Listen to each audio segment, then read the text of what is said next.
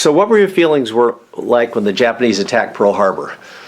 Mad like everybody else. And just, we couldn't figure out what happened or why. And we get a piecemeal on the radio, and I wanted to go in before my 17th, and she wouldn't let me. So my mother, she says, if you go down on the list, I'm going to call the cops. I said, okay.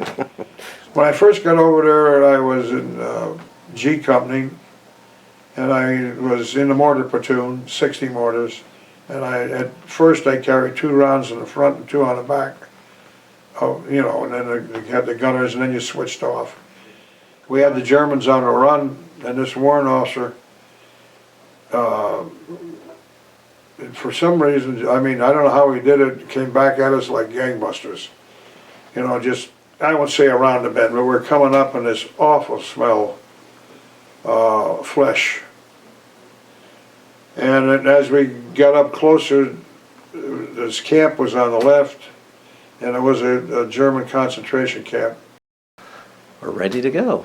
So today I have the pleasure of interviewing World War II veteran Bob Burns. So Bob, I was wondering if you could give me your name, your branch of service, the group you were with, or your squadron, and then your rank.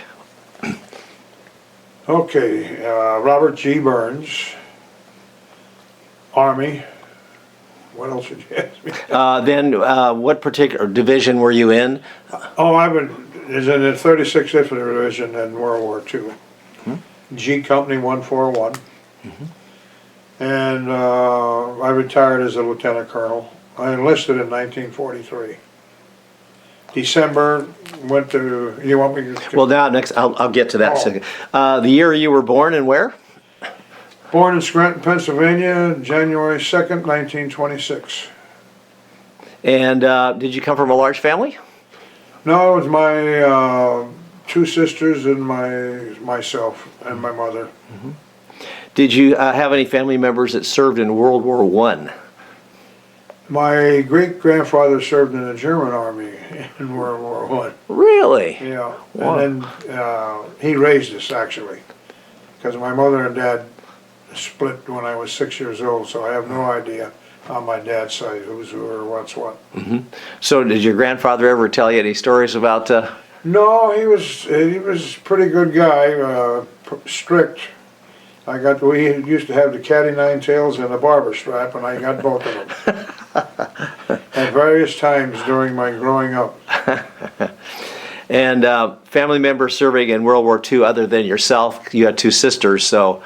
I have my 2 brother-in-laws, both in the Navy, and they're both deceased. And where were they stationed, or where was their theater? I think one was in the Pacific and the other one I don't know where he was. I think both were in the Pacific. So as a kid, what did you do for fun, and what was it like growing up in the Roaring '20s?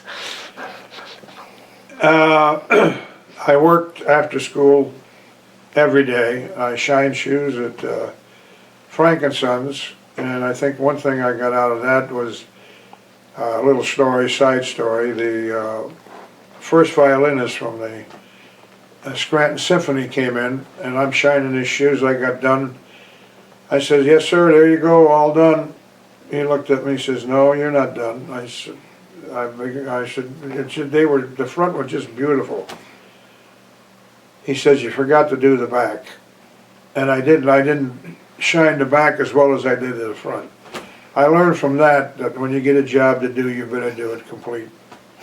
And that's one thing I took away from that. Then I delivered shoes, and we moved from Scranton to Baltimore in 1941, I think it was. And I worked after school at the bank as a runner, at night as an usher, and get home at 12 o'clock and get to school the next day. And I said to my mother one day, I either go to school or I quit, because so I quit school. And I wound up as an usher. I wound up as a student manager, then assistant manager, and before I went into the service I was a sentry in Valencia in Baltimore, no longer there. They redeveloped the harbor, they tore that down. 3,000 seat downstairs and 1,500 upstairs. It took the elevator to get there. Now, the usher, was that in the local theater there? Yeah, it was a theater, Century Theater. Oh, a Century Theater, got Uh-huh. it. And it had, was probably built in the 20s or something like that? Probably earlier. Huh. That was the one you got 65 cents to get in to see a show. 65 cents. Yeah. Do you remember what you were paid to be an usher? No, I don't remember that, but I know it was 40 a week as a student manager and assistant manager. Mm-hmm. That was it. All right. So growing up in the Depression, what was that like? We always had clothes on our back. We ate well as could be expected. Salvation Army, Christmas and Thanksgiving, brought us toys and food.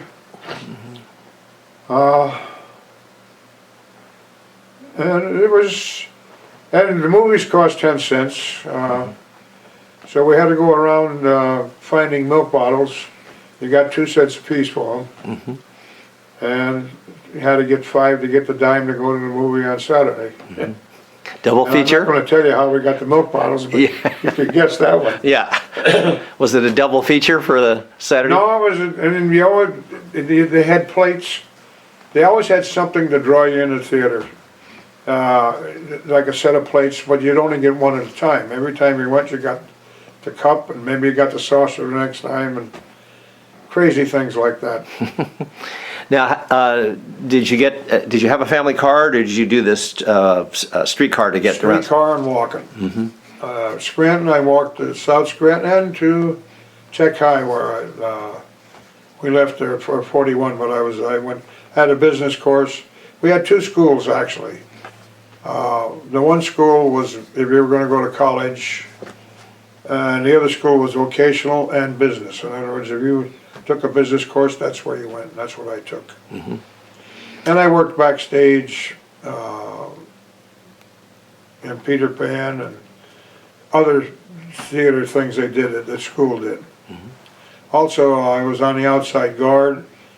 I wound up as a lieutenant, and I went to 1939 to Washington, D.C. and we paraded down Pennsylvania Avenue, which I thought was pretty neat. And this was as a school. It was a school, you had the school patrol, where Got it. monitors outside, and right. so. And FDR was president at the time, Yeah. so yeah. Now, prior to so leading up to 1940, 41, and there, were you aware of world situations, or were you Radio, just? that was it. Mm-hmm. One thing that Sunday was always in Scranton, it was Naog Park, and the band would be playing, and you just have a good time. The kids would all be there. They had a swimming pool and all this, and that was the life. I mean, you look forward to the Sunday just to get from where you lived up to the park. And then I took care of a couple kids when I was 11.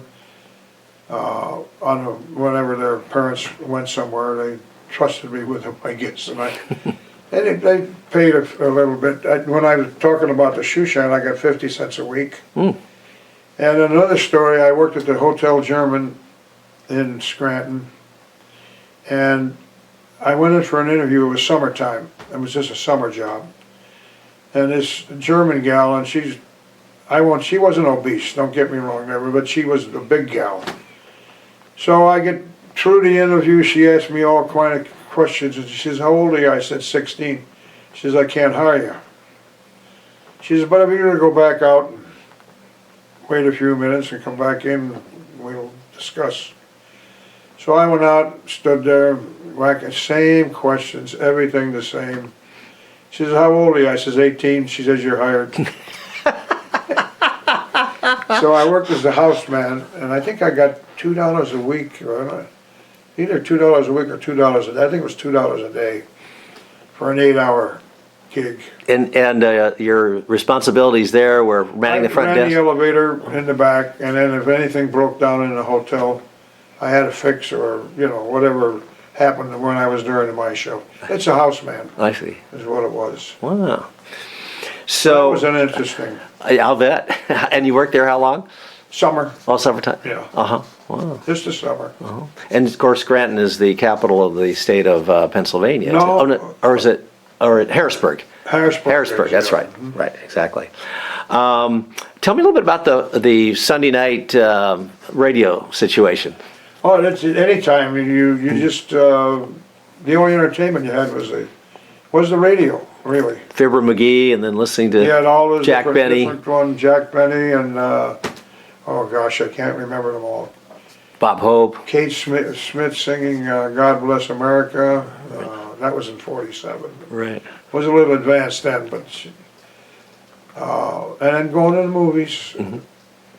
That was about it. Yep. You didn't have time for any sports or anything because you were working. No, I didn't. That's one thing I don't regret, but I never could get involved in sports.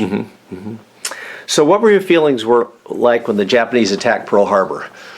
Mad like everybody else. And just we couldn't figure out what happened or why, and we get a piecemeal on the radio, and I wanted to go in before my 17th, and she wouldn't let me. So my mother, she says, if you go down on the list, I'm going to call the cops. I said, okay. So I had to wait. So it was shortly after that then that you enlisted, but you weren't drafted. No, I was not. 41 and 43 is when I went in. So it's a couple of years in between. Because you weren't eligible to. I wasn't old enough to Right. do it. Some kids got in at 15, but they had to lie about it. Nobody squealed on them, so they were big enough to get in. So where did you enlist? What Baltimore, Maryland. Baltimore, Maryland? Yeah. Do you remember much about that day? Or No, just went down and enlisted, and they said, well, you won't get called up until January, after your birthday, so that's all I knew. Spent 2 weeks there, and then they wanted to keep me longer because I could type, and told them no way I wanted to get basic training. And did you have any choice of what branch of service you wanted to go in? No, I was working in the theater. I thought maybe I'd wind up in special service, but it didn't happen. I wound up in the infantry, and that was fine. And from now, where did you do your basic training then? Camp Landing, Florida. Stark was the west gate, and it took an hour to get into Jacksonville. And it was 17 weeks of basic training. And this is 1943, which 44. 44. Yeah. Okay, early 44. Yeah. They took us down in January. They took us down on a train, had sleepers, slept all night, got down to Jacksonville, and then into the camp. On the way home after basic, 10 days leave, 3 days of it was spent on a train on a troop train going back to Baltimore. So we had first class when we went down, but coming back it was mess car and all this kind of stuff. It wasn't bad, but it wasn't good either. Any unusual stories that you can remember about basic training at all? Yeah, there's a few of them. I know one time I moved my helmet, I straightened out my helmet. So when it came in the weekend for the passes to go into Jacksonville, I raised my hand and the sergeant says, nope, you're not going anywhere. You moved your helmet during the week, you're here for the weekend. You never saw the first sergeant unless he called you in there. PFC was God. A corporal was next to him. And but it was a good time. We had leggings at that time. And some of the guys put their leggings on with the clips on the inside, and that was something when you came out of the barracks in the morning for reveille, and they'd trip over, they'd do their hooks and catch, and they'd go rolling. And then I did 75 side hops, or I guess it was that. And because I had done something, either moved my helmet or moved my head when they were supposed to be at attention, they were pretty rough. But it was good. You learned a lot. How to stay alive if nothing else. Yeah, and of course you had baptism under live fire Yeah. too, under wire and stuff. Yeah. Yeah, I had that, let's see, when when I first got over there, I was in G Company, and I was in the mortar platoon, 60 mortars. And at first I carried 2 rounds in the front and 2 on the back. Oh, you know, and then you had the gunners, and then you switched off. Then I was a 300 radio operator, and they took me off of that because I couldn't whisper. They heard me a mile down the road. But and a couple stories there I used to tell at when I was at the finance school in the military training department. You know these Coleman stoves? Well, I turned it down to where it was just barely lit. Opened the thing and poured gasoline in there. Well, you know what happened there. It went whoop, and I wound up with some bandages on my neck and my hands. So that night it was my turn to go out and patrol with the 300 radio. And we're going out, and I get the word, who's ever got the white on, get rid of it. And I turned to the guy behind me, whoever got the white on, get rid of it. That happened about 3 times, and then about the 3rd time I looked down, I'm the guy with the white on. I used that in the instructions that the lieutenant didn't do his job in checking out the guys, and the sergeant didn't do his in checking them out. Otherwise, they'd put mud on it or whatever. And what was the white? Was it your sleeve That or was something? the bandage. Oh, the bandage. The bandages that were showing white. I see. That was a good one. And then I was these things happen, and I was standing between the company commander and the exec officer. We were about ready to go down into the CP, which is a bunker, and a round lit and back, and both of us, all 3 fell in. Both of them got wounded, and I didn't get anything. And I guess I went off my rocker a little bit because the first sergeant cracked me across the face, and I guess I woke up after that. The other time, I'm leading a patrol going into Rickwar, and the vineyards on both sides, one of them were straight and the others were, you know, horizontal. The other were vertical. So the one platoon on the left was going like all bat out of hell, and the one on the right had to cut their way through to get down. And I'm in the middle with the headquarters. The company commander was a captain fresh out of Benning. Now, is this still in basic training or No, not? no, Oh, this is combat. This is combat. Okay, well, go ahead on that one. And Yeah. then I must have walked over the mine. I heard it had to be Germans down there, moaning and groaning. And all of a sudden I heard an explosion behind me, and I turned around, and there's the captain with his foot off. And I had just walked over it. So the good Lord must have been taking care of me. Wow. The lieutenant, who was the exec officer, called everybody back, and we regrouped and then took the town. But And that was in Germany? it was in Germany. Germany. Rickwar, Germany. Rickwar, Germany. So, once you, basic training, you had a pretty good idea you were going to be an infantry. Oh, that's what it took, was to be able to train. Any particular specialty within the infantry? No, just a rifleman. And then, and of course, you had bayonet connect with your Everything, yeah. everything. Where was then? Okay, so then you finished your basic training, Jumped ahead of me, yeah. and now where were you? Where was your next destination going to be? What you were going to the European Overseas. theater? Yeah. Okay. And were you going on troop transport? Troop transport, there was a Henry Gibbons, a Victory ship, sleep upstairs one day and downstairs the next, and you know, they'd shift. And I got a job cleaning washing down the deck from the salt water. And I ate one day in the crew's mess because I couldn't stand the other one. It was something to go down in those mess halls. It smelled, well, whatever. And I think it was 7 days we took to get over to Italy. Got into Italy, into Naples, troop train, 11 miles, took us all day to get there. And the kids would come up and with bread and whatnot. Of course, we were on C rations, K rations, and with the bread and everything, it was pretty neat. The only problem was when we got on the ship to go over, Red Cross gave us a bag, 2 cartons of cigarettes. Well, I didn't smoke cigarettes, so I gave them to my buddies. The only thing you could buy off the boxcars were when we were traveling, cigarettes. They wanted cigarettes for the bread. So the guys gave me some cigarettes and I was able to get the bread like everybody else. And then we went to the dairy farm, which was about 11 miles from Naples. And one of the things that to me was great was everybody that was in vaudeville or shows and so forth were in the military or in the army. So you saw many, many shows. What I mean is, like, we saw them every night. And I saw Lily Pons. I'd never heard opera before. She was there with a full symphony orchestra entertaining the troops. Entertaining troops. Yeah. Did you ever have Bob Hope and Jerry Colonna in that group? Not then. I did in Korea, but I didn't. Yeah. And then Who else? What other celebrities came? none.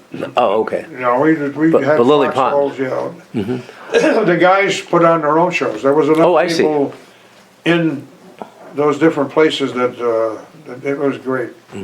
I heard Danny Boy that I've never heard in my life sing No kidding. by this one soldier. He was Irishman, but really great. Can I go back to 1 second here on, you mentioned the troop transport, the Henry Gibbons. I have to tell you a story.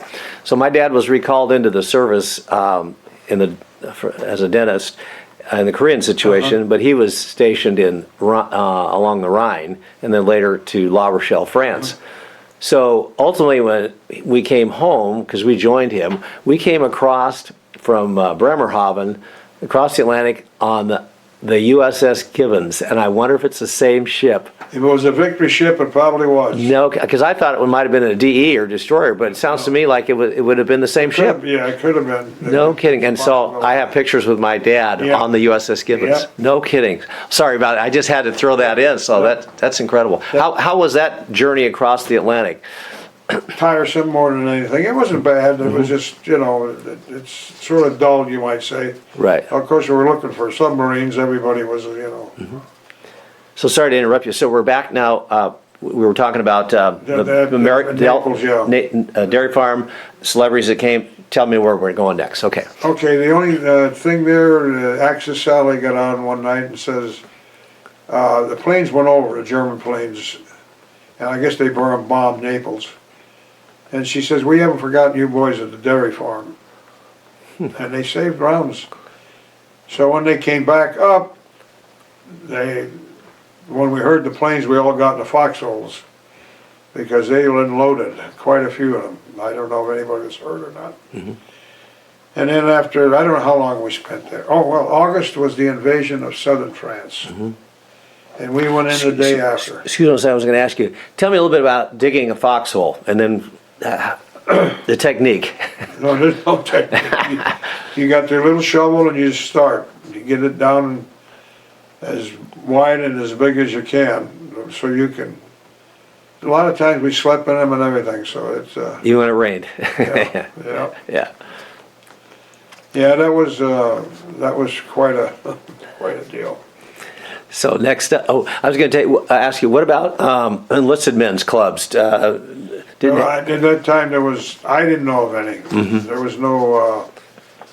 Because you were on the move. Yeah, we used to get 101 rations, which had cigarettes and candy and chocolate and all that stuff in it. They called it 101 rations. But I don't remember any PXs or anything in there or up through most of Europe. Because you guys were on the move all the time. Yeah. So, okay, so now the push is to southern France, I think. So. Yeah, we Okay. landed, we were replacements. We landed the second day. Took about 3/4 of a day to get up to my company that I was assigned to. Which was? G Company 141. Remember the Alamo.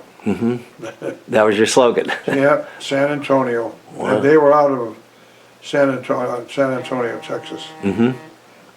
And I know I had a full pack with underwear, everything. When I got done, I had my toothbrush. Okay. Yeah, this is at the company, and when I got done, as I said, I had my toothbrush, my poncho, and my jacket, because everybody else needed whatever, and it just flew.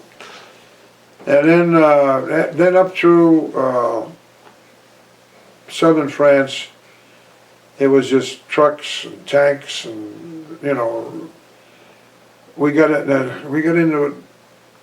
Well, I don't remember all the places, but I know I was in the mortar platoon and we were moving along and running actually. And every time I'd hear a rifle shot go off, I'd hit the ground. And about the third time I did that, the sergeant looked at me and he says, "What are you doing? We're not even close yet." I said, "That's what they taught us." And he says, "I'll tell you in the fall." And then we ran into a German patrol of German in town, and luckily we just opened fire and got out of that one. I don't know what happened after that one. Then let's see. Now you had machine guns in your.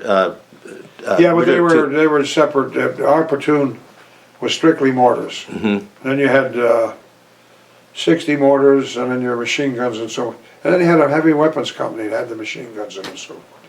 And the heavy weapons would be Another company in the battalion. Yeah. Now, and I've interviewed a couple of gentlemen who were part of a Spearhead Division too. Now they were the ones that went in with armed vehicles and stuff, and would clear out, clean out the buildings. Armored, yeah. And then you guys would come in behind. Yeah. So did you have that element? No.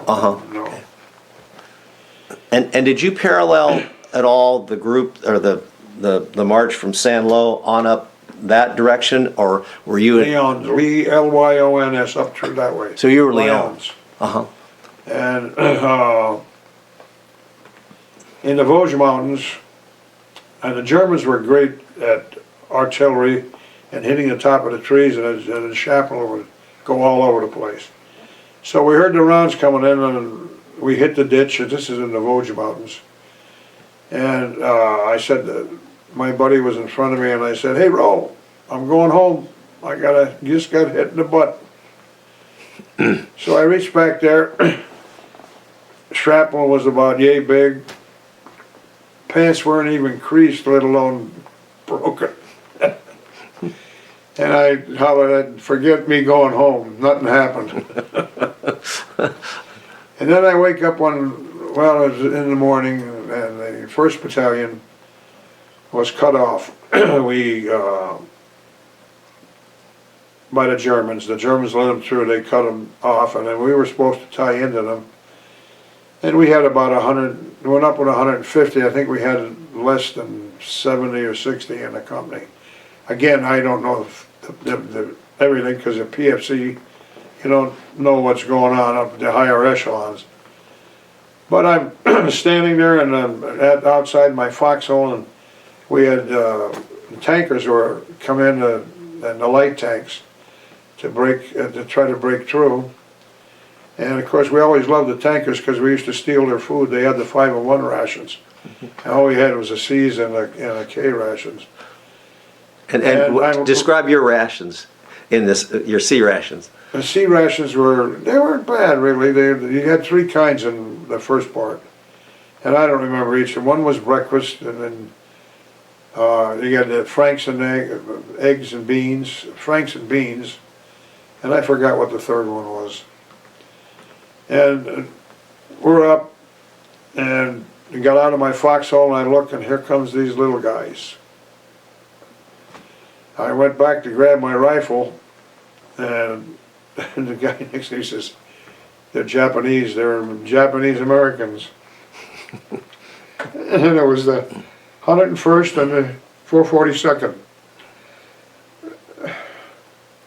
They broke through. And they had, well, all their officers were wiped out. They had sergeants commanding companies. And they had 2 BARs per squad. Which, one thing I noticed, because it gave more firepower. We had 1. But they broke through, but that was a cost. And I remember them. They were great.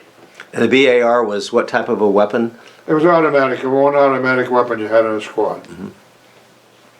Do you guys have potato mashers as well at all? No, we had grenades. Grenades? Yeah, grenades. Those mashers were German. That's right. That's because there's one fellow I interviewed. Yeah. And this was located where now? You're still in southern France? Vosges Mountains. Yeah. The 1st Battalion got cut off. It's a well-known story. And I happened to be in the outfit that was supposed to tie into them. And that was 1944. Yeah, 1944. And another thing, back on track, Roosevelt said boys, or not boys, but 18 years old would not go into combat. Well, I was 18 and I was there, so he lied a little bit. Probably didn't know it. Did Patton come around at all, or any? Patton, Bradley? We were in the 36th, and I don't know. We had 36th, 45th, and the 3rd, I think. Were the three divisions that moved up. Pretty sure that was it. Okay. So you had the major battle of the Vosges, and you broke through. Yeah. And then another time at the same Vosges Mountains, we had the Germans on a run, and this warrant officer, for some reason, I don't know how he did it, came back at us like gangbusters. You know, just, I don't know how they regrouped and came back that fast, but they did. And we beat them. We pushed them back again. Another story that I wound up in the headquarters after the mortar platoon. And the company commander had two, one was his dog robber, and the other was the bodyguard. I was the bodyguard, because you never wanted to be the dog robber. You took care of all his personal stuff. And so we'd broken camp, and the old man says, follow the wire, because we had to stay back and get some stuff done. We did. So we come to one where the wire went this way, and the wire went that way. Roe looks at me, I look at him, got a coin out and tossed it, we went up the hill. Get to the top of the hill, and we ran into a German patrol. Well, between the two of us, I think if they'd have clocked us, we'd have got the world run for a 100-yard dash or whatever, because we took off to the left. There was about 13 of them and 2 of us. And we ran into the headquarters. So they put us out on the perimeter, and they said, you got a company on your left, and so the 2 of us were out there.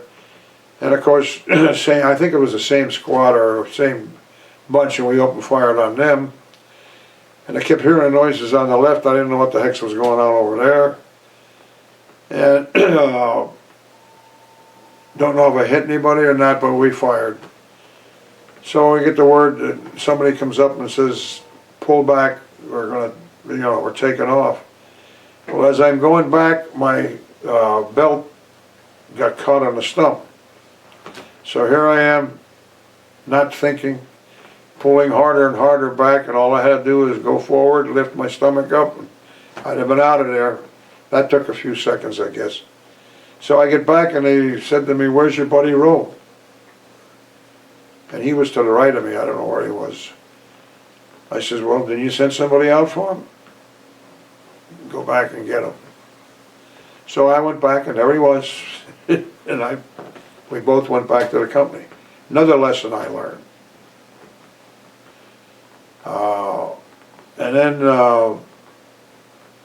we got 3 days R&R to Paris, and I broke out in a rash. Forsyth looked at me and he says, you're not going nowhere to get rid of that rash. So I got on the dock. And Paris had been liberated by that time. Oh yeah. I went down to the dock, and he gave me a shot. So when it time to go, we were 2.5 tons we got up on. I had gloves on. So I looked at me, and I had my hands sort of like this. And what's wrong? I said, I got a little bit on my hands. He said, all right, go. So we had 3 days in Paris, and that was, I danced with an English whack at the AEF club to the Glenn Miller band. The Glenn Miller band.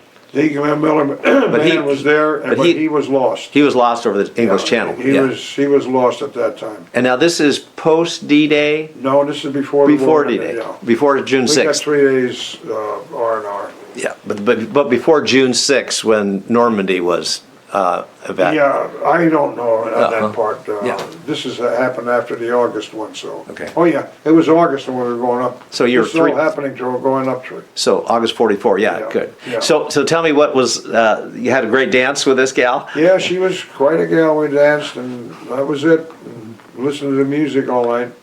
Meals were 25 cents, Wow. so. And this is at the USO or where was this? Well, we stayed in a hotel. What hotel, I don't know. It was one that they had for the, guys coming off the line and then when I got back, I think it was April.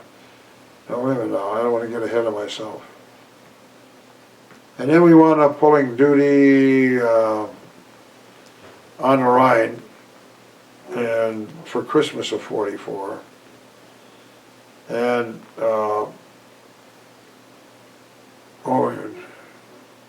yeah, it was April of '45, I'm getting mixed up here. I wound up with yellow jaundice and a parasite on my stomach. So I wound up in the 36th General for 2 weeks. Had a couple stories from there. We had a lieutenant nurse, Blondie we used to call her. And every time we always used to go over to the amputees ward because they had 2 shows a night and we had 1. So coming back, we always stuck our head in the office and she had our pills on our pillow because we were late. So this one time we came back and I run in, Blondie, and there's this captain sitting there with glasses on. Make a long story short, we were restricted for the rest of the time I was in the hospital.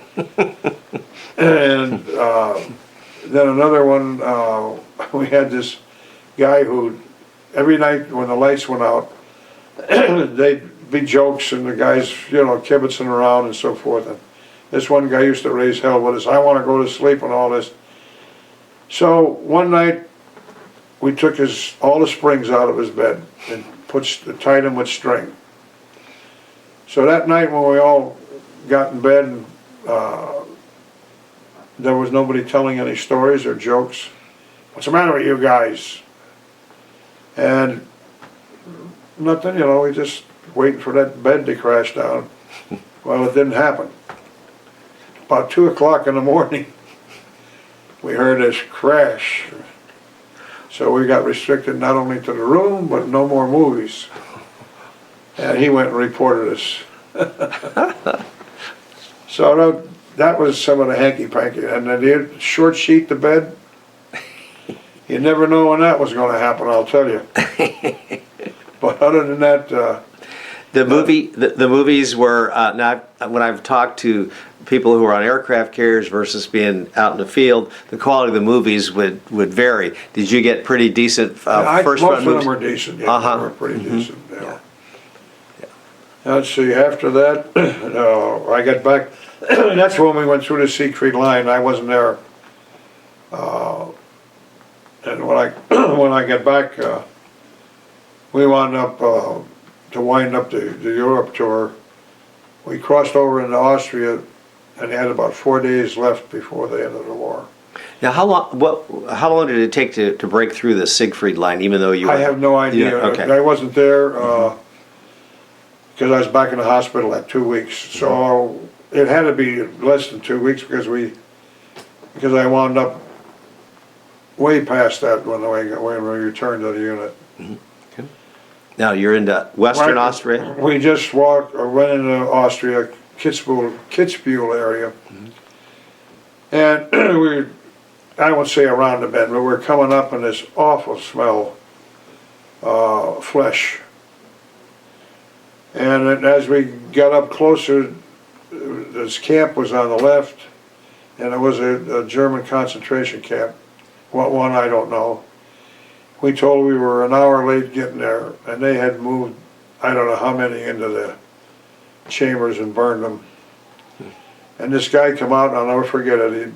You could take your hand like that and put it around his legs, arms, the skin and bones. That's something I'll never forget. And when I smell flesh, that's when I get emotional, just like I am now. Right. And we were fighting the SS, and there's a couple stories there I won't tell you because it wasn't too good. And then the war ended, we wound up in Kitzbühel. Then after that, we pulled occupation duty in Ulm. And then we went to, if you had 70 points, you went home. I think it was 70. If you had less than that, 69, I wound up going to Marseille. Could I just go, I know you won't divulge what went on, but I'm just asking in a general question. The SS, were there elite? Yeah, they were elite troops. And we were fighting, and I'll tell you this after, I don't, it's, one of our squads got cut in half about that, and the old man moved into the rear of the company, and that's all I'm gonna tell you. Yep. Okay. Anyway, then went to March, and then with less points than that, you went to the Pacific. So I wound up as, I was a T5, and I wound up as corporal of the guard. And then it was just every day off, one day on, one day off. Every night, I think there was 4 or 5 retreats because you had the French, the Americans, I forget who else. There was about 3 or 4 of them. When you had it, the band played the national anthem and all the way down. French national anthem. So I wound up in AG typing because I could type, and I went in. I hadn't typed since I got in the Army, and I had to do 40 words a minute without no mistakes, and I did them. Don't ask me how. And the AG was Adjutant General? Yeah. And then when I did report for duty there, they had stacks of records. And somehow I wished I was back on guard duty. But then they sent me to Camp Top Hat. They sent me to Belgium to go home. I re-enlisted for a year. And I wanted to get, the reason I re-enlisted, I wanted to go home for Christmas of '45. And it was a Thanksgiving, before Thanksgiving. It was before Thanksgiving that I wound up in Namur, Belgium. Camp Top Hat was in Belgium, by Namur. And that town hadn't a scratch. You go downtown, I was only there a couple of days, but you go downtown and the stores, it's radios, nothing taught, watches, everything like it was before the war even started. And then I went to a special theater, Forces Theater, one night to see the show, and that's another one I'll never forget because it was different. The announcer came out and said a few words at the beginning, and all of a sudden the lights dimmed, and the spotlight was on the curtain for it, and the orchestra leader played the trumpet, and he played Stars Over Alabama. And who is this? One of the... He was one of the guys in the band. Okay. He's the leader. And then the curtain opened, and then the show started, and it struck in my mind because you never saw the announcer. Everything was done off stage, and as each group performed or did whatever they were doing, and it was quite a show. It was really something. And then I went home, and I got out in 47. Stayed in reserve for 3 years. And what did you do at that time? Were you in Baltimore or Scranton? At the theater. Theater, okay. I went back to the theater. I go into Dun & Bradstreet for a job. And I'm interviewed. And guy says, well, you're hired. And I'm going out the door, and he says, oop, I forgot to ask you one more question. I said, what's that, sir? You have a high school education? I says, no. Can't hire you. This was in 47. So I went back to the theater. And I pulled a lot of weekend duty in the Guard, which gave me a little extra money. Not the Guard, in the reserves. And then when the Korean War broke out, I wound up going on active duty and went up to Indiantown Gap, Pennsylvania. Let's see. And then I was a master sergeant at that time. And I'm trying to think now. I worked out side at Parks' restaurant. And as a short order cook, believe it or not. And they wanted me to quit the Army and stay and run the place for them. And I told them, no way. My wife lived in Harrisburg. Oh, can I backtrack? Yeah, absolutely. I forgot, when we got married, and I went back in '46, as I said earlier. And you were stationed in Europe. In Germany. Germany, yes. Actually in Ulm first, and then I was transferred to Bamberg, and she was, two things happened, and, she was, worked in the exchange, but also had worked for the Army CID or whatever it was at that time, because she spoke 5 languages. Wow. So we picked her up, my buddy and I, as motor sergeant, and took her over to Bamberg, where she stayed with an American family while we were waiting for the paperwork to get processed. And so finally the paperwork came down right before Thanksgiving. It was November 30th, 1946. The IG called me and says that I gave it to the lieutenant. You can get married tomorrow if you want to. So the next day we go to the military governor, and he was in court, and the gal said, as soon as they get a break, I'll get these papers signed. And it happened about 5 minutes later. She came out. Then we went to the German mayor, and he married us. Had to have everything translated from German into English. I spoke German, not good, but the wife spoke fluent German. And just to backtrack 1 second, she was a POW for 2 years for the Germans. Yeah, she was with the POW. In Estonia. No, when she left Estonia, it was on a black market ship to Sweden. Oh. And I guess it got sunk. And she survived. And she survived it, and they picked her up and took her down through Czechoslovakia into Germany. And then you guys met, when was your first meeting? That you met? It was a Red Cross dance in Oh, '46. got it. And so then after we went to the burgomaster, got him squared away, the chaplain married us. And then we got in the ambulance and drove around and drank champagne, and 12 o'clock I was back at the company working. So we didn't have a honeymoon as such. Another story prior to that, boy, I should have kept a little in sequence. That's right. We were in Bamberg at a club in Bamberg, at a big horseshoe type room, stage up front, and then you had and a dance floor in the center. And we're way down the right hand side, and I'm a staff sergeant at that time, and MPs come down checking cards. Well, the sergeant looked at her card and says, "This is no good, come on." So it was embarrassing because I knew just about everybody, not everybody, but close to, and took us out in the hallway, and meanwhile the corporal went upstairs. I saw him go up, and I didn't know why he went, but he came back and he says, "Sergeant, that pass is good. She's a interpreter for the whatever." Oh, okay. I looked for him for about a week or two. And one day one of the sergeants came down, and I was down at picking up some equipment, and I asked the sergeant, I said, "What about this Sergeant so-and-so?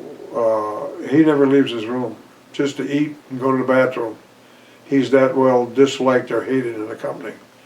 Because I was going to do a number on him if I found him. Never did find him. But that's a side story. So after we got married, guess who the guard was outside our apartment? I mean, outside the complex. Her old boyfriend. That was a long time ago. But, and I could tell you stories about going as visitor and so forth, but I won't. We'll get out of that one. We're in Korea now, I think. Where did I stall? Yeah, now 40, you're just about on the verge of Korea. Yeah, So where were you stationed? In the Internal Gap. Okay, that's right. And that. We marched every Saturday We had the bagpipes, the drum and bugle corps, and the Army band. And the IG, on one of his inspections, has the greatest 29-piece band I ever saw in my life. It was 100 and some odd. And we paraded, I mean, that was every Saturday, full dress uniform, the whole bit. And in those days, if you wanted to go into town, you had to be in civilian clothes. There was none of this uniform. And you could go only from your barracks to the gate. You didn't stop, you didn't go to PX, you didn't get gas. And then on the post, it was uniform, fatigues or whatever. And then our general, and which is good, he had a separate company where all the jocks were in. You know, all the basketball players, the football players, all this stuff.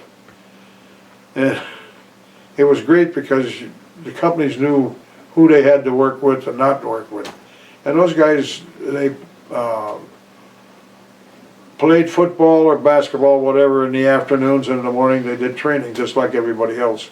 But it was a separate company he had set up. And we had, when I first got to the barracks, I was outside because there was 2 corporals in the squad room. So one day this master sergeant come in, I'm a master sergeant. He says, who's sleeping in the rooms? He says, I got 2 corporals. Come with me. Both of them were in the room. He says, you got 5 minutes to get your stuff out into the barrack because we're moving in. He had 27 years and I was still not quite 10, I think, I'm not sure. And then we had another, I was in chemical at that time. I was supply sergeant chemical. And we had a first sergeant that the division had just came from National Guard to regular. And the first sergeant was, I went up with him one time with a problem, and to make a long story short, I didn't get it solved or he didn't do anything. So I put in for warrant officer. And the major, who was my boss, put me in, and so I get before the board, and guess who's sitting there? The major. Never told me anything, never said a word. And I missed one question on the whole fiasco. Where do you keep dry batteries? I know today, cool, dry place. I missed that one. So I got promoted to warrant. And my pay went from, the increase was $5, and the officers club took that. Because I took $5 to join that. Well, you had no choice. And this is about 1949, 50? No, this is 51. 51? 51, yeah. Because I made warrant, actually I made warrant in 52. No, 51. Wait a minute. Warrant in 53, I made second in 52. It had to be 51, I had a year. As soon as I made warrant, the major had a bad back and went and had an operation, so I ran the section as a warrant officer. So when I got ready to leave, the chief of staff called me up and he says, I couldn't give you a higher rating because you were in a major slot. And I thought, you son of a gun. So that didn't hurt me. I think he gave me a 4 on the Richter scale. But as soon as I made warrant, I got orders for Korea. And I went over there in June. And I'd like to ask one, did you encounter your share of 30-day wonder lieutenants when you were in the service? No, not too many? Not really. I forgot in World War II, and I felt sorry for them. There was about 10 or 15 of them that were navigators. They didn't need any more, and they put them in the rifle companies. And if that was a hell of a switch from aircraft. They were pretty confident if they were a navigator to being a ground pounder, an infantryman, and running a platoon. So that happened in World War II. No, let's get. Go ahead. Go ahead. And forgot to ask you, D-Day, because you're busy in another area, but did you have any feelings about, when the... Well, we actually didn't know about it. Oh, you didn't? No, I was... Just I figured, yeah. I was a dairy farmer on the ship going in it was August. Yeah, we heard about it later, after it was over, after they made the landing. Right. And then I saw more of it in the movies than I did while I was there. Yeah. So, now, go ahead. All right. And then another funny one too, we had when I was a master sergeant up there, I was with 250, what I'm close to now. And we had a PT test. And I thought, oh God, I'm not gonna make this one. Guess who gave it? I did, so I passed. And that's not for publication. No. And I had met guys coming back from Korea, and they said, how come you're still here? I don't know. And when I put in for warrant, I got called down to personnel, and in the top of my records, they had do not ship football. I tried out for the football team for 2 weeks, and that killed me. I didn't want no part of the football. So that's one of the reasons I was still there. And then when I got my orders, I went over to Korea. And I had the ammunition dump first. Now, was that troop transport or this time planes to get over? No. We, the Korea was a USS Barrett. It was a luxury ship converted to a... Troop transport. Okay. To a troop ship. Mm-hmm. Got it. And where did you land in Korea? We went to... boy, I should remember that, but I don't. That's where we drew our weapons, was over there. Well, we only stayed a day or two back on the same ship in the Korea. Yeah, and this time, as far as weapons go, were you in a different genre as opposed to where you were before with rifles? Or I had a carbine. Okay. Yeah. Being a warrant officer, they figured a carbine was lighter or whatever. Mm-hmm. So when I got over there, I got assigned to the ammunition dump. First thing I did was sandbag the outhouse. Because the rounds come in every now and then. Because we were on the hill, and any rounds that come in, always shot, where we were, thank God. Because I often wonder sometimes what I'm doing in the ammunition dump. But we had what they call Katusas, no, not Katusas, they were in the... anyway, we had the Koreans that worked there. And one day, we had the Colombians who were attached to our regiment. And the guys are coming back, turning in their grenades. The Colombians are? Colombia, from Colombia. Colombia, oh, they South America. Italian there. Oh, okay. And so,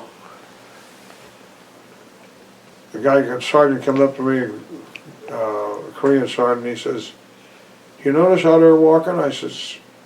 He said, "They got a whole case of ammunition." He said, "They're not walking right." So we opened them up. What they were doing, they were taking and the grenades were on the top. Everything underneath was empty, but they were getting full credit when they turned them in, see. We caught them right off the bat, but that was... And then I was unit administrator. And after that, I wound up as a regimental motor officer. And that's when I was put in for a commission and got, and I go up to division and for my interview before I got to be a second lieutenant. And I stayed with this captain who was at Indian Town Gap in the same outfit. I mean, he was one of the captains, a major captain in the chemical section there. Going for the board the next morning, and who's sitting there? The captain never told me anything what I was going to be asked or anything. And all they asked me was, "Tell us about your service," and I told them and went back, and they pinned my second lieutenant bars on. I went back to the line. And there's one little story. He was a general, but he was a captain. I won't tell you the name.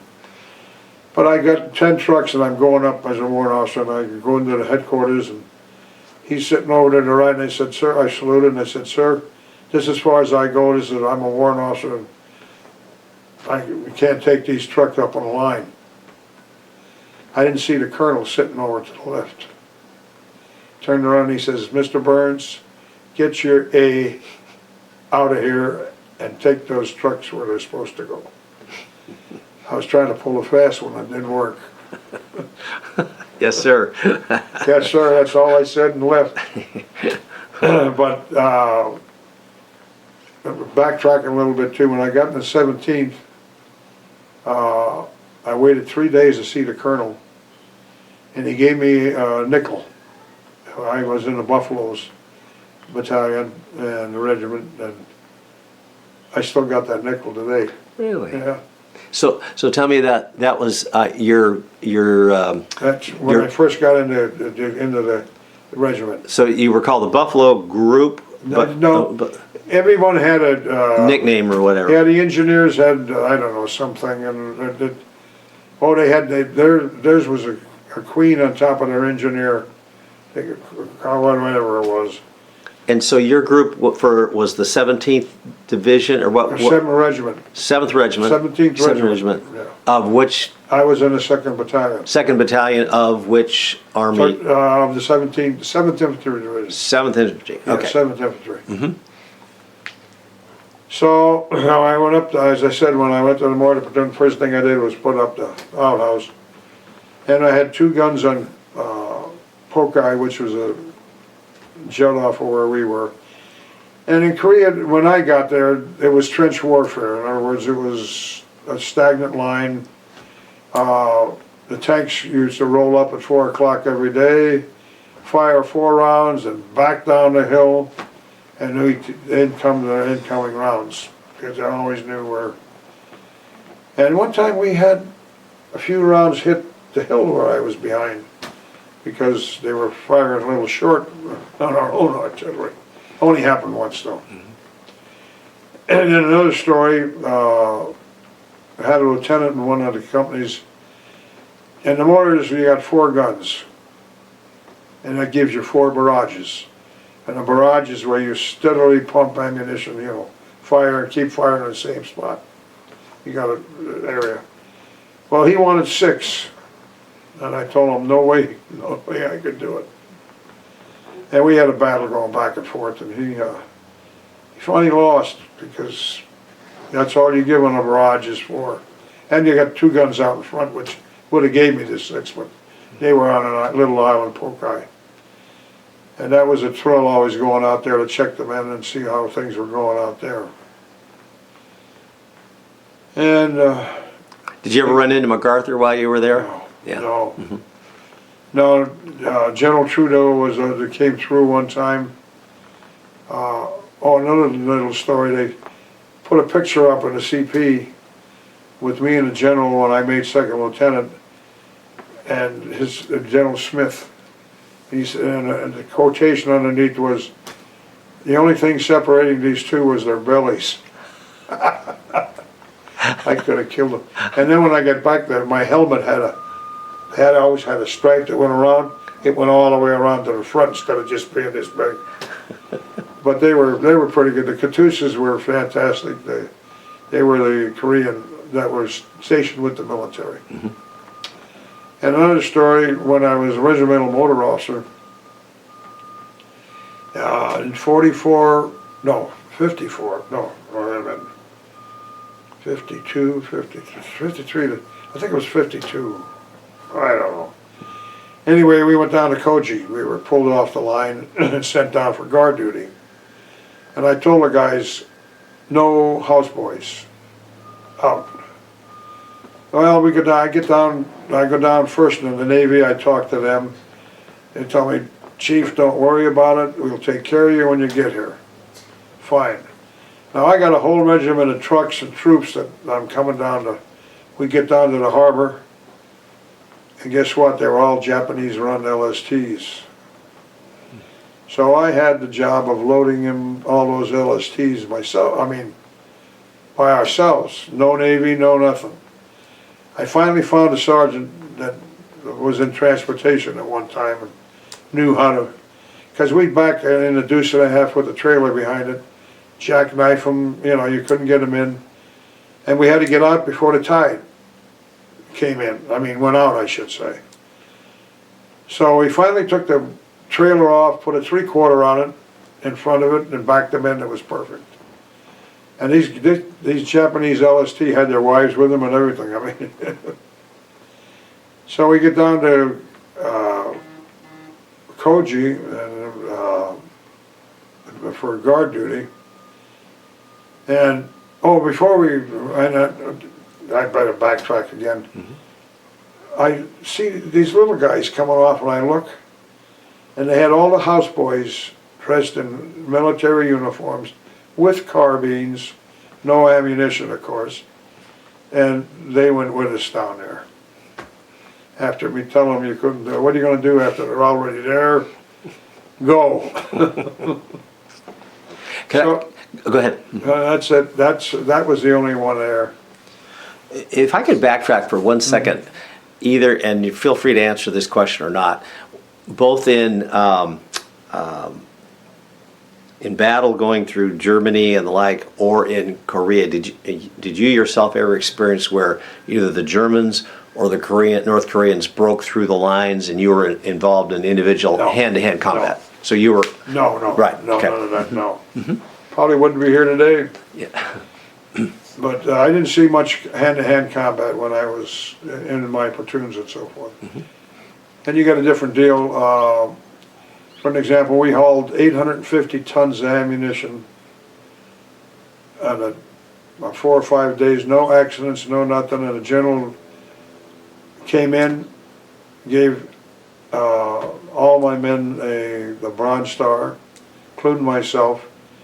The only big problem with that is I had to write up 27 decorations, which wasn't, but it was all right.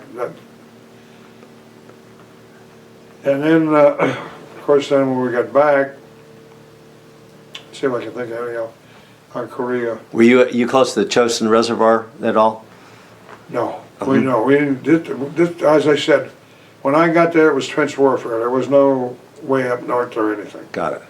We were on the line, and they had the anti-aircraft guns. They found that having those positioned on the line gave them firepower that was unreal. So that was another thing they did that hadn't been done before. What is the measurement on I've seen them, of course. I think 50 calibers. 150. What is it? No, 50 calibers. 50 calibers. That's on a. I think that's it. I'm not. And how many shells could that fire? Oh, it's just Endless. rapid. It depends on how much ammunition you had on there. Right. They could fire a lot, and quite a bit. Now tell me about the USO shows or Bob Hope or whatever in Korea, if you had any that you can think of. No, that was in Thailand. On my tour in Thailand, I saw him. Okay. Sorry about that. We'll hold that. Yeah, that's the later. next bit. So, Yeah. so then Korea, 53. There was, as you well know, there was never an armistice that was signed for that. No. So you came home in 53 or 4, or were you? No, 53 when the war ended. I got home. I think it was June. I got over. I spent a year. I'd have to look at my records to get the exact dates. But let's see, 52. I made a war. 52 went over. I think I went over in June or maybe even May. And in 53 I came home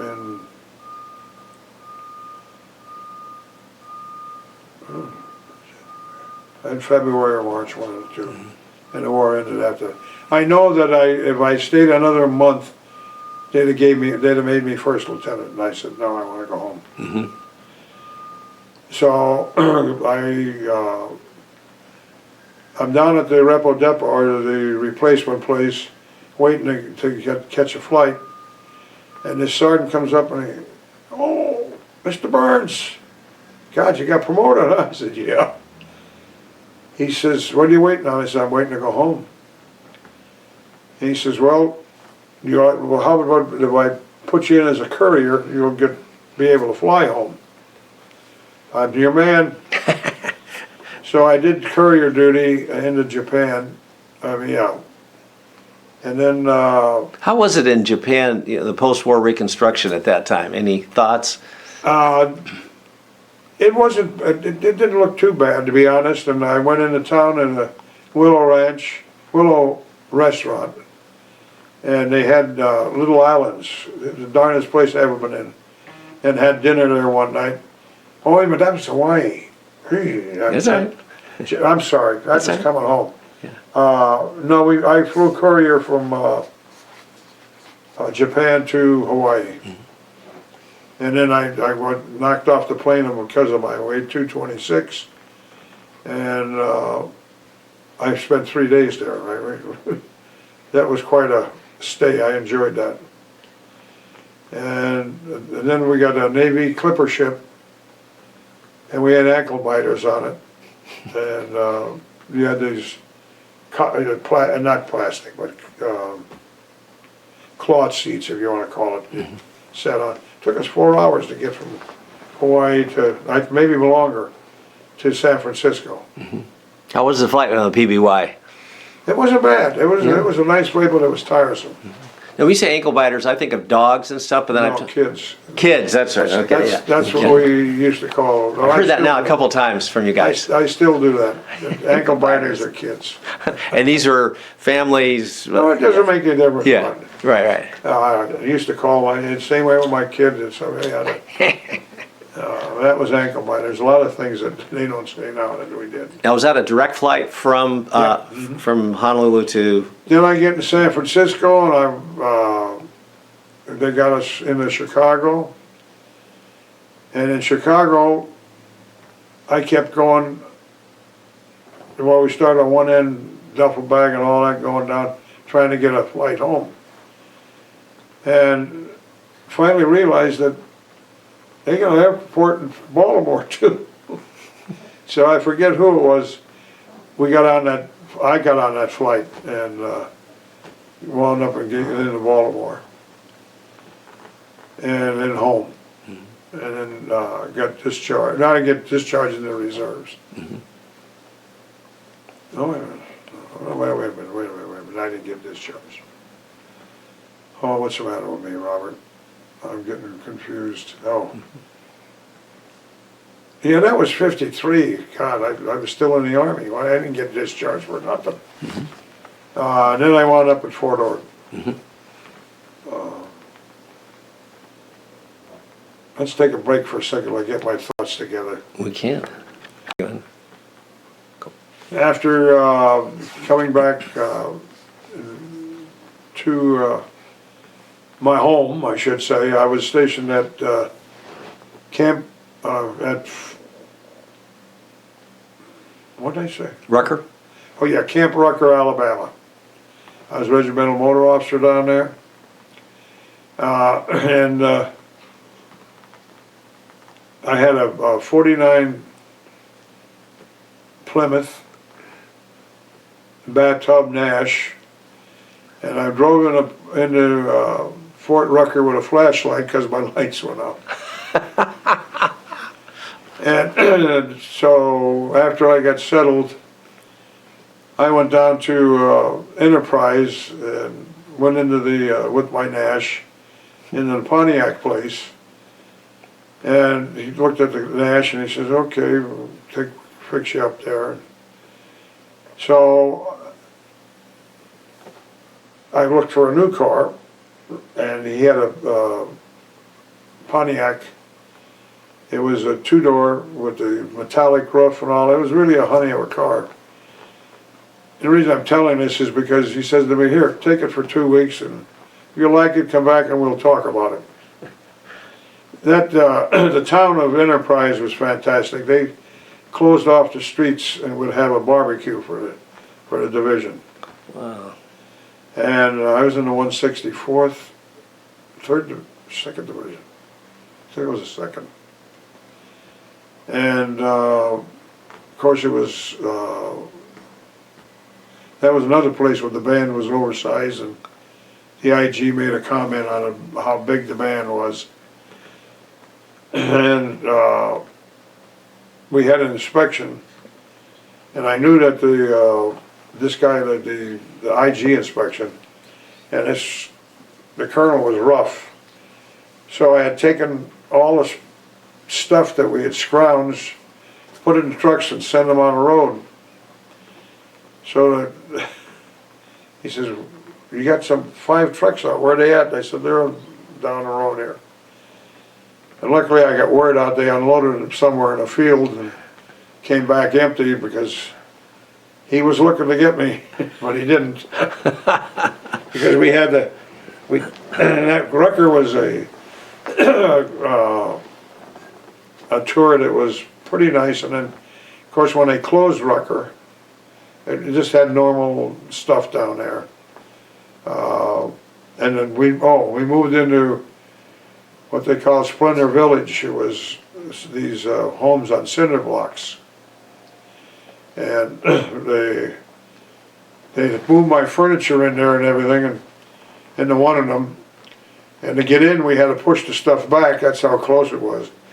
In the bedroom you slept, you had about enough to get your feet through and get in the bed. Had a nice kitchen. The kitchen was bigger than the 2 bedrooms. And your wife was okay with all this? Yeah. Oh yeah, she was a trooper. She went along with it. Yeah.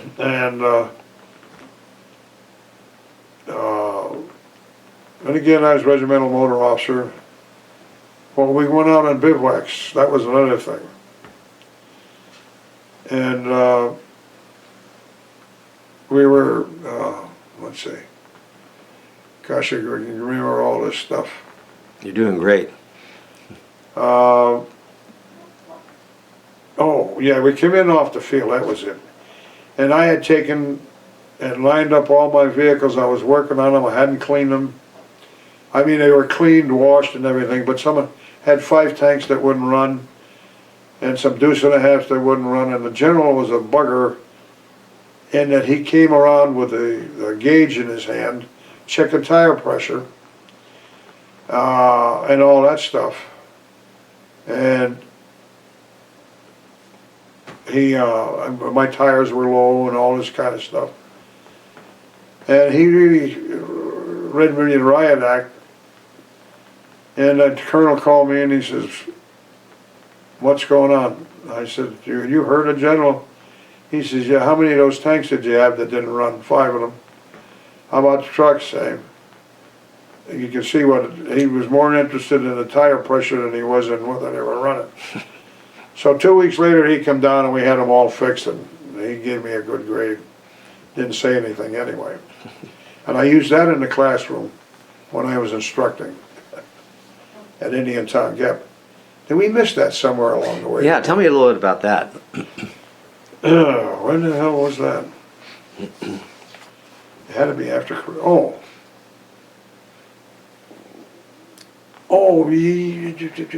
a minute. And then we had to move, when they shut down Rucker and they closed the camp, we had to make a march or get everything together and move it up to Fort Benning, Georgia.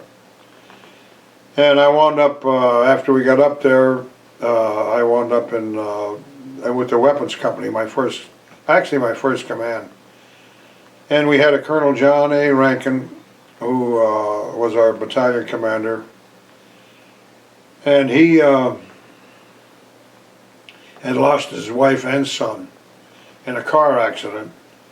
So he was strictly 100% military, what I mean is so as my first company, and he would tell you he would come by at nighttime, and if he found no toilet paper in the room or guys sleeping with their clothes on, things of this nature, he always talked in general terms and never said, Lieutenant Burns, you did this or that.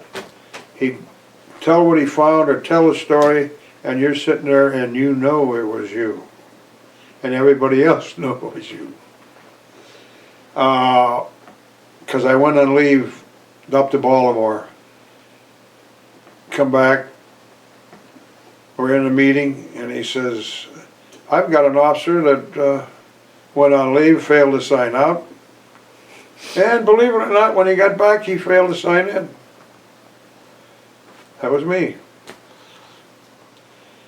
And that's the type of individual he was. And my biggest experience with him, and I get a call one night from this major who's the S3, and he says, the colonel's got 6 of your carbines and 2 of your pistols, and he's hot under the collar. Do you know who this is? I said, yes, sir. I'm sitting home with the wife. I got a Hawaiian shirt, trousers, and flip-flops on. And I drive out to the company headquarters, or the battalion headquarters, and Major Wright's in there, the adjutant, and I said, where's the old man? He's out in the field training exercise. He said, I guess he wants to see me, or he says, I'm not going to talk about it. And I says, okay. I waited, and I find out, well, I'll wait till tomorrow morning. I went out and got in my car, and just as I'm pulling out, backing out, who comes whipping by but the colonel? So I pulled back in and went in, standing there with the major.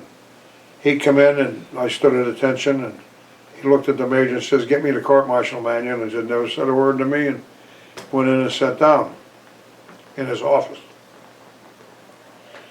So about 15 minutes later, after cooling my heels, Lieutenant Burns, yes sir, get in here. In front of his desk he had the 6 carbines. And what had happened was, my sergeant who was on duty failed to lock it was one of his inspections. So he had those 6 carbines laying there. He had picked those up out of the room. He says, you want to stay in the Army? I said, yes, sir. And it was yes, sir, yes, sir, yes, sir. And in the meantime, his neck is getting redder, redder, and redder. So he finally says, get those carbines and get out of here. So I ran my arm through the straps with my left hand. I said, sir, can I have my 2 pistols? Because he was going to make me buy them. And he gave me the 2 pistols. He said, get out of here. I said, yes, sir. Make a long story short, 2 weeks later I got a letter of commendation. So, and he gave me that letter back. I still have it today with void written in red. And on Sunday, for an example, he checked the motor pool while you were in church. And I had all my vehicles parked next to the fence, and the guys come by and throw garbage in them. So he nailed me for that one day, so I moved those and didn't have them. And we had a chaplain, Major Wright. If you didn't get there at 10:30 or quarter of, you didn't get a seat. You were outside with the speakers. I used to call him a miniature Billy Graham. Because he could tell a story and it'd be a pin dropping. And the character guidance we had once a month or once a week, whatever it was. Guys wanted to get off KP just to go listen to him. He was quite an individual. I've never, and Bob, he was a Baptist. My son was his older boy. Oh, I don't know how that happened, but it happened. Could you clarify again, the colonel wrote void on a letter, and again, what was that, one more time, was that accusing you? He gave me a letter of, I would have been out of the Army if that ever went through. Accusing you of negligence or whatever. Negligence, yeah. Mm-hmm. Right. Because and he was sharp. I got to give him that. I learned a lot from him. Mm-hmm. How to take care of your men, whatnot. In fact, I wrote up one officer with a 0 on his efficiency report.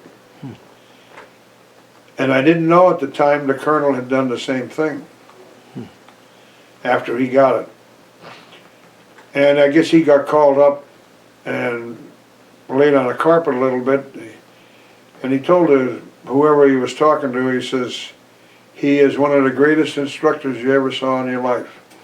He says, but he doesn't take care of his men. He has no common sense. And that's why I gave him a 0. Mm-hmm. So, I mean, he's talking. Right. So then I get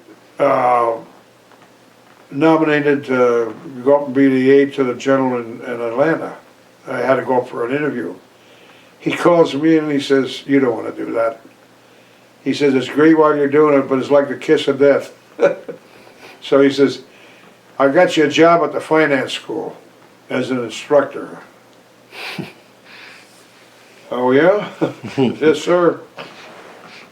So after I got finished with that, I was home on leave, and I went to the Pentagon, and I went into the section I was supposed to, to find out where I was going, and I said, "What am I doing there?" I said, "I'm an infantry officer. What am I doing in finance?" "Oh, you don't know." "Well, I had an instructor in a military training department, and that's where I was going, but I didn't know until I got there." So after that leave, he kept in touch with me a couple times, gave me a good efficiency report, and that's when I wound up in Indianapolis, Indiana, at the finance school, at Lawrence, Indiana, I should say. And we taught military instructions to the second lieutenants and to the advanced course they had there. And a couple of things there. We had when they came out with the shorts, they had the shorts and the shorts. So I put the shorts on, the socks, everything up to your knees, and I'm standing behind the podium because I was a little embarrassing, and we never wore shorts before. So I start the class, and I'm instructing, and I walk out. Everybody just applauded like hell. Broke up the room. So after that, in fact, I wish they never got rid of them. That was one of the finest outfits we ever wore. It was comfortable anyway. And then, let's see, oh yeah. Then the colonel who was in charge of the finance school, they got a bunch of second lieutenants right out of college, and they were giving them direct commissions because the finance was short of finance officers. So I had to give them well, I don't know, it was 6 weeks or 8 weeks basic infantry training. I had a couple sergeants, and we actually gave them, when we had the Marine unit that we were, that was in the area, come out and, went against us on dry runs and so forth. And he took their, I don't know how he got away with it. They had no rank or nothing. He took off. They were just sort of like privates, even though they were second lieutenants. And they were pretty good. They were a pretty good bunch of kids. And we got them graduated, and they gave them second lieutenant bars back and all that stuff. Now, of course, they're already second lieutenants. And we were out on a patrol one night, and we didn't have much room. And the Marine that where we were going against clicked they pulled the trigger, and of course you could hear it. And we knew where they were then. And they transferred him out. That's how, is that your phone? Oh. You gotta shut down your, That's it. you wanna That's fine. Oh. And they transferred him out, and we forgot to notify the city of Lawrence that we were gonna have, not live fire, but, the throwing grenades, and not grenades, but the fake ones. But they made the same noise, boom, boom, boom. God, thought we never lived that one down. Shook up the town pretty good. But, and then we paraded in Indianapolis, and we get, those guys, it was fantastic the way they picked up marching and everything. Because we marched right downtown, and it was quite a show. In fact, I used to have a clipping which showed the whole platoon that was in a newspaper.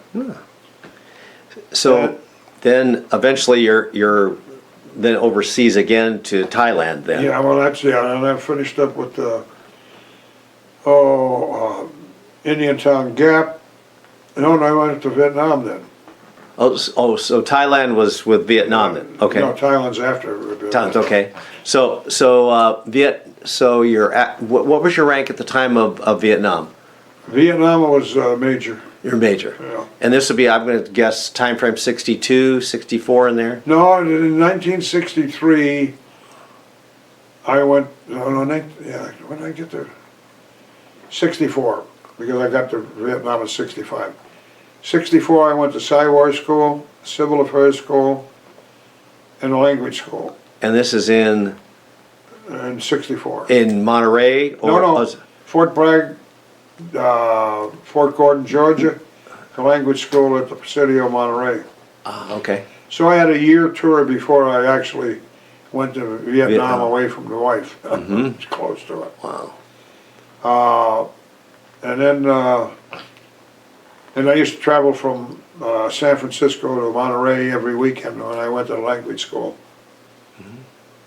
Oh, let's see. Yeah, that's what I was angling, was the language schools in Monterey. See, when I was Yeah. commissioned, I had no high school or Correct. college. Right. And I got a GED and 2 years of college after that. Wow. Took a little doing, but I got it. Mm-hmm. Well, the 2 years was the Department of the Army certification, whatever.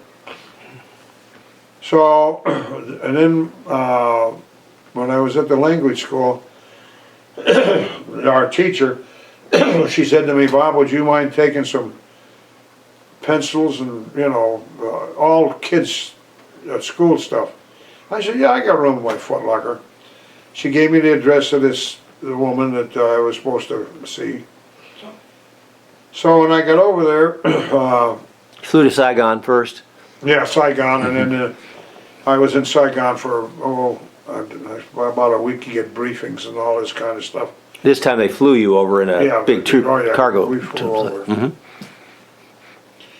And so when I went to she would live behind the embassy. Her husband was an engineer, and she had a boy and a girl and a boy. And she invited me, well, I took all the stuff to her. She thanked me and she says, "Would you come back for dinner tonight?" And I said, "Fine, I'm there." She had 27 dishes on the up and down the table. She says, "I'm not doing this to impress you that I can cook." She says, "But when you get up country, you'll know what you eat and can't eat." And I went through the dishes that were there. Some of them were, I'm glad she did what she did.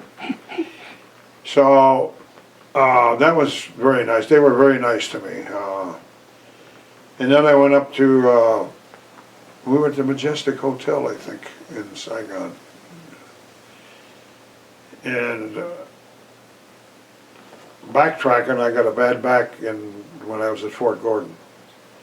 And that sort of came off as low spasms. I didn't know that till I got out. Lower back spasms, and that came up once in a while, but in Vietnam, I guess the heat and everything didn't bother me a bit, except once before I went up country. And then we went up to Da Nang. And I had the medics under me as a Psy-War. I was in Team 2.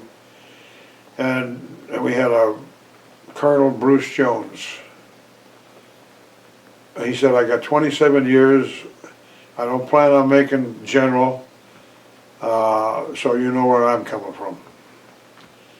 Okay, that was fine. Then our Marine Guard had VD, 10 of them. So I called the old man called me and he says, "I want you to clean up, get those men cleaned up, and take care of the situation." So I called the captain in, Captain Manning, and the sergeant was a big, tall college sergeant. And I says, "I don't care what you do it, clean up, get rid of the VD those guys got." "Yes, sir." About 2 weeks later, and I can't tell you what happened after that, but a sergeant came in and I said, hey, what's going on? I haven't heard anything. The men were clean, you know, they were taken care of, they're cleaned up and so forth. And there was no more VD in any of them, even in the GIs. And, well, the doc took care of it. I says, oh, okay. Yeah. Also, we got a nurse in by the name of Betsy Bradford. She was from Boston, and I think it was UNICEF or something like that. She was a nurse.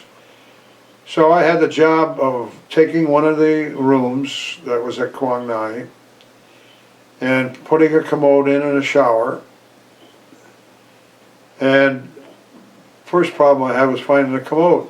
That was the big. We took two of the hooches, as we call them, or the things, and converted them into one, so that we get all this in there, a shower and everything. And that was another one of my extra duties I had to do besides hitting the province chief. I used to get up in the morning at the 9.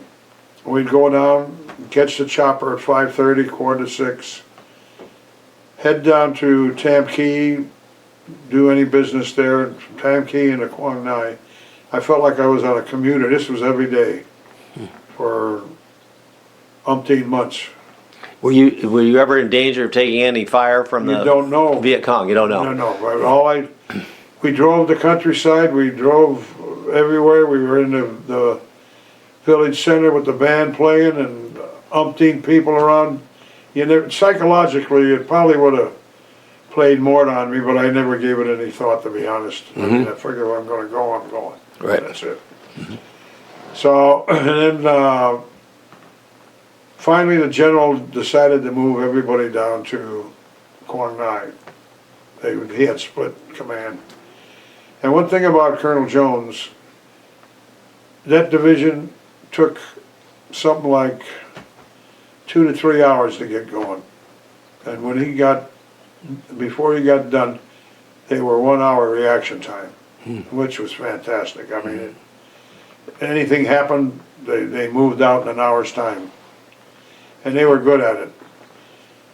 And then there's a few things there that I'm not going to print, but anyway. Then they wanted somebody for Saigon in the Situation Room in headquarters down in Saigon. And he looked at me and I says, why me? He says, well, you got the qualifications and you're it. I says, all right. So I went to Saigon. Now my job at Saigon in the morning was to get up, Sedan picked me up at 5:30, go to MAC-V1 and have the briefing for the incoming troops. After that, we'd go to the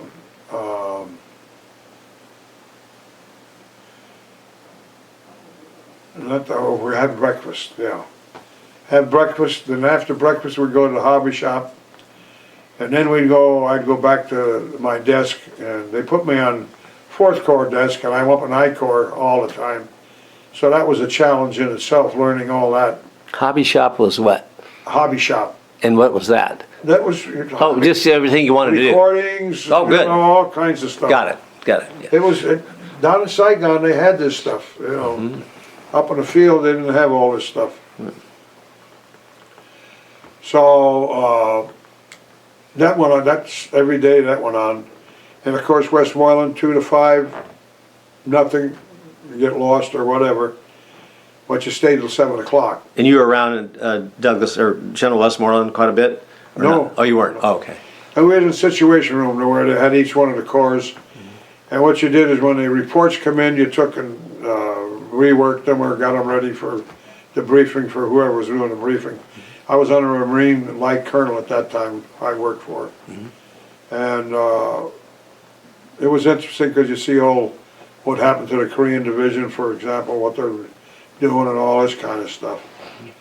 So, and then the family that I went to originally, the sedan used to pick me up every night after duty at 7 o'clock and go over to their house, and I'd walk in and I'd go like this, and she couldn't speak, English. Had the black teeth or from BG nuts or whatever. Beetle nuts. she'd get me a vodka, a bourbon and water. And I cooked for them. I did, I did a couple American dishes. And they were super people. She treated me and her husband, the whole crew, and the kids were great. So every day after that, I used to spend my nights there and then go back and to the room and restart the next day over again. And then my buddy was a colonel I knew. In fact, he made brigadier general. He was a West Point officer, and he was up at Greeley, Cold Weather Mountain School when I was up there in Alaska. And we go to this high-class restaurant. We had soup and the whole thing.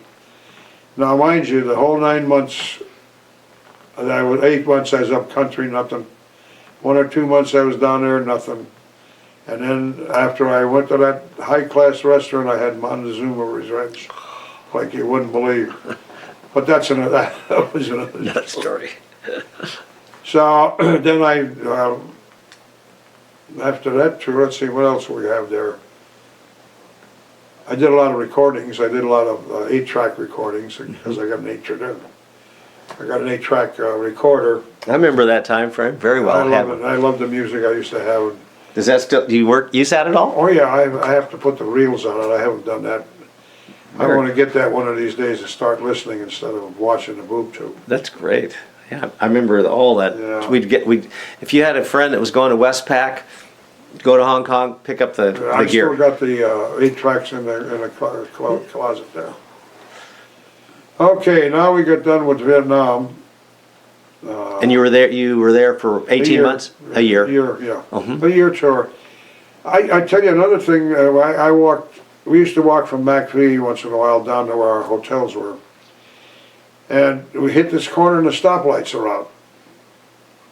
And I'm not kidding you, people will deny it. Traffic's going this way, and nobody's stopping. And I haven't figured out to this day why there wasn't at least a ton of accidents on that one corner.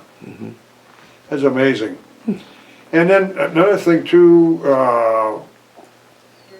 Koreans and the Vietnamese, I invited to the officers' lunch at the Arvin Division, and they had pigeon soup. So I get the bowl. The whole pigeon is in there.